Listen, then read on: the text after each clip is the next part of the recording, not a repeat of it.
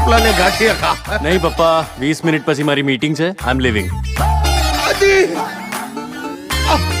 મને જે થાય છે દીકરા, મને નાટક. દીકરાને બાપાની જરાય પડી નથી.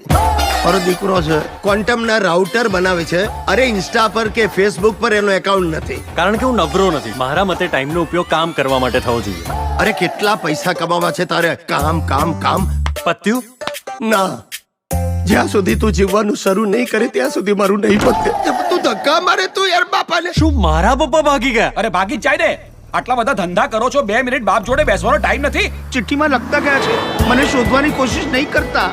હવે ફક્ત માણસે પોતાને શોધવાનો બાકી છે.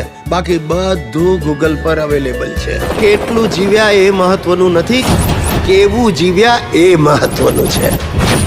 ખાઓ પીઓ જલસા કરો અને ઘણું જીવો.